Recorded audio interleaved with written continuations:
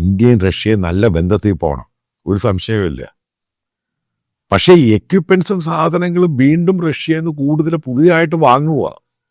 മെയിൻ്റെനൻസിൻ്റെ കാര്യം കുഴപ്പമൊന്നുമില്ല. പുതിയ എക്യുപ്മെൻസും മറ്റും പലതൊക്കെ നേരത്തെ ഓർഡർ കൊടുത്തത് അത് വാങ്ങാം. ഇപ്പോൾ S-400 വാങ്ങാം. പക്ഷെ നേരത്തെ S-400 മേടിച്ചു കഴിഞ്ഞപ്പോൾ ഇന്ത്യക്ക് കിട്ടിയ പണിഷ്മെൻ്റാണ് എഞ്ചിൻസ് ലേറ്റായി കൊടുത്തു.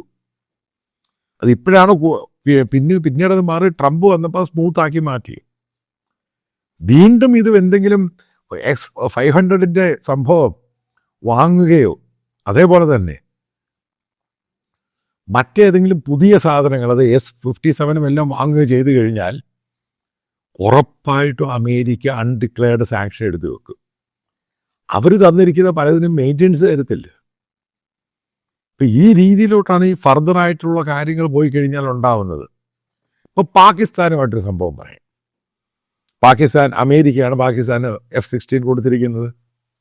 അപ്പം അസിം മുനീർ വന്നു ഓപ്പറേഷൻ സിന്ധുവിന് ശേഷം അവർ രണ്ടുപോയി കാണുകയൊക്കെ ചെയ്തു കഴിഞ്ഞപ്പോൾ അമേരിക്ക കട്ട് ത്രോട്ടായിട്ട് പാകിസ്ഥാനോടൊരു കാര്യം പറഞ്ഞു. അവരുടെ ഒറ്റ എക്യുപ്മെൻറ്റ്സ് ചൈനയുമായിട്ട് ജോയിൻ്റ് എക്സർസൈസിൽ ഇടപെടാൻ പാടില്ല. കാരണം അവർക്കറിയാം ഈ സാധനത്തിൻ്റെ മുഴുവൻ ടെക്നോളജി ചൈന അടിച്ച് മാറ്റും. അതാണ് F-35 സൗദി അറേബ്യ കൊടുത്തപ്പോൾ അമേരിക്ക ഒറ്റ ഡീലാണ് വെച്ചത്. കാരണം അവിടെ മുഴുവനും അമേരിക്കൻ മിലിറ്ററി കോൺട്രാക്ടേഴ്സ് ആയിരിക്കും, കാരണം മുഴുവനും വാച്ച് ചെയ്യാൻ. അങ്ങനെയാണെങ്കിൽ ഇതകത്തുള്ളൂ. ഇപ്പം ടർക്കിയുമായിട്ട് അമേരിക്ക ഉടക്കൊണ്ടായതിൻ്റെ കാര്യം എന്ത്? ഒറ്റ കാര്യമാണ്, അമേരിക്കൻ നിർദ്ദേശം മറികടന്ന് ടർക്കി S-400 വാങ്ങി.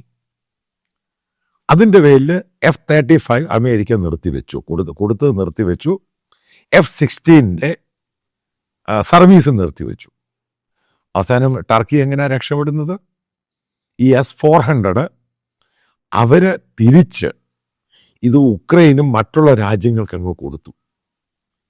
കാരണം അമേരിക്ക പറഞ്ഞ് സ്ട്രിക്റ്റായിട്ട് പറഞ്ഞ് ഫോളോ ചെയ്തില്ലെങ്കിൽ മറ്റുള്ള കാര്യങ്ങൾ തരത്തില്ലെന്ന് പറഞ്ഞു. കാരണം അങ്ങനെ ഒരു എക്കോസിസ്റ്റം ഉണ്ടായിക്കഴിഞ്ഞാൽ മറ്റൊരു രാജ്യത്തിൻ്റെ, അതായത് അമേരിക്കയുടെ ഈ സാധനത്തിന് പ്രശ്നങ്ങളുണ്ടാകാനുള്ള സാധ്യതയുണ്ട്.